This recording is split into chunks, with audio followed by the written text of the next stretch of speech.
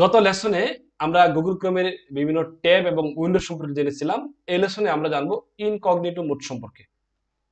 আমরা যদি থ্রি ডটে ক্লিক দিই তাহলে আমরা দেখবো যে এখানে নিউ উইন্ডোর পরে রয়েছে নিউ ইনকগনিটো। এই ইনকগনিটো মোড হলো যে আপনি যখন কোনো ব্রাউজারে কাজ করবেন, সেই ব্রাউজারে কাজ করার পর আপনার ডাটা আর সেটা মনে রাখবে না, সেই ডাটা ভুলে যাবে।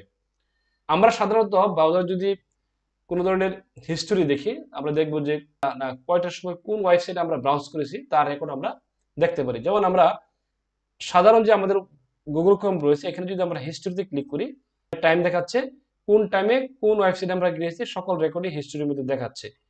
আর এই ইনকগনিটো মোডের মধ্যে এটাই হলো পার্থক্য। ইনকগনিটো মোডে থাকবো তখন এখানে এই হিস্ট্রিটা দেখাবে না, কোনো কিছু হিস্টোরি কোনো অপশন এখানে নেই গা। ঠিক আছে, এই জন্য আমরা এটা ব্যবহার করব। এখন প্রশ্ন আসতে পারে এটা আমরা কখন ব্যবহার করব বা এটা কখন দরকার হয় ব্যবহারের।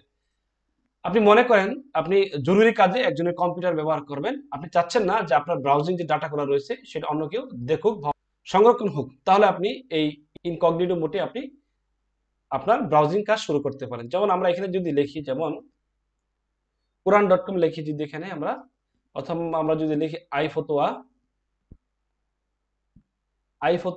ডট ইনফো যদি আমরা লিখি, তাহলে দেখব যে ওয়েবসাইটের ঠিকানা বা ওয়েবসাইটের রেজাল্ট ঠিকই আসছে, আমরা দেখতে পাচ্ছি সকল কিছু ঠিক আছে। বাট এটা কি হবে না, এটা ব্রাউজার এই তথ্যটা ভুলে যাবে, এটা কোথাও সেটা কি করবে না, সংরক্ষণ করে রাখবে না। এটাই হলো এই ইনকগনিটো মোডের সুবিধা। আমরা চাইলে ইনস্ট্যান্ট কোনো কাজ যদি আমরা কারো কম্পিউটার করতে চাই, তখন আমরা এই ইনকগনিটো মোড আমরা ওপেন করে নেব। এখানে কোনো তথ্য থাকবে না, ঠিক সাধারণ যে জেনারেল যে ব্রাউজার রয়েছে ক্রোম, আমরা দেখতে পাচ্ছি এখানে হিস্টোরি রয়েছে।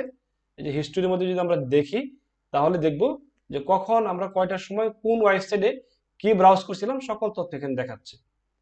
এটি হলো ইনকগনিটো মোড। আমরা আশা করি এটা আপনাদের অনেক কাজে লাগবে। যখন আপনারা অন্যের কম্পিউটার ব্যবহার করবেন, তখন অবশ্যই এই ইনকগনিটো মোড আপনারা দিয়ে আপনারা ব্রাউজ শুরু করবেন।